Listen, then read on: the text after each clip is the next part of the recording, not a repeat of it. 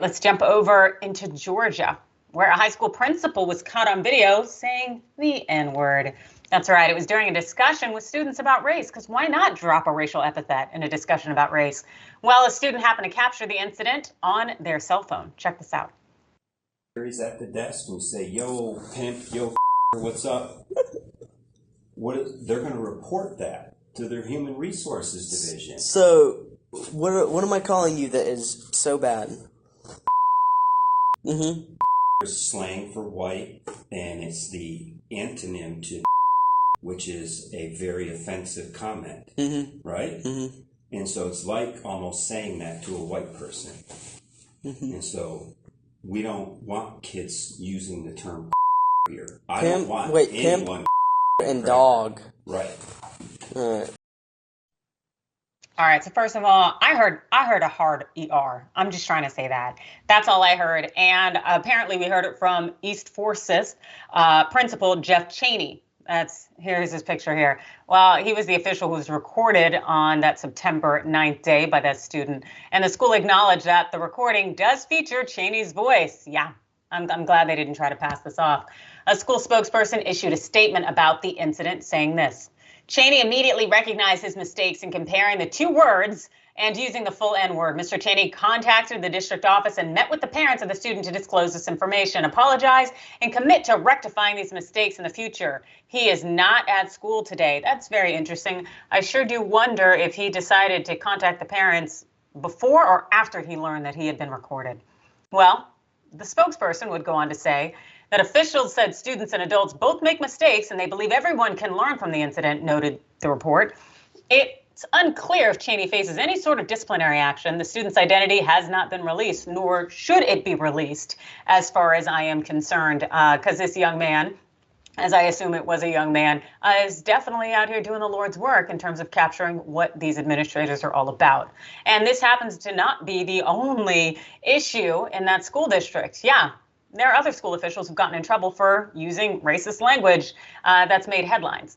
In May, a substitute teacher in Arlington, Texas, shouted the N-word at sixth graders while arguing over whether it was offensive to use the phrase, "oh my God."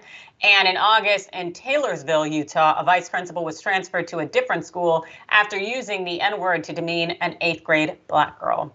And no, that wasn't the same school district. My apologies. But it seems like it's something going on in these school systems. But I also would definitely say that it seems that these administrators and those in charge don't recognize the significance of the term, especially when it leaves their mouths, particularly when they are not Black. Yeah, because it often seems to be the situation. And the fact that the principal even equated with the N-word, that's kind of not on the same level. You know, as we'd like to say, you know, if you have to maybe censor one of the words, it's probably worse than the other word. But also, I would like to say that the power structure and structural racism, institutional racism, and all the other forms of racism where white supremacy reigns in our nation would make it so that any kind of slur toward white people is not exactly on the same level. But that's just me. Jessica? Yep, I'm on the same page. These two words are not the same. And we're in a weird space where members on the right and white supremacists and racists are trying to compare reactions to racism itself. The reactions people have to systemic oppression and racism will never be as severe as the racism itself. It is a reaction. They are not equal. A reaction can never be worse than the initial onset. And we're seeing a lot of this right now with how people are talking about the Queen of England's passing.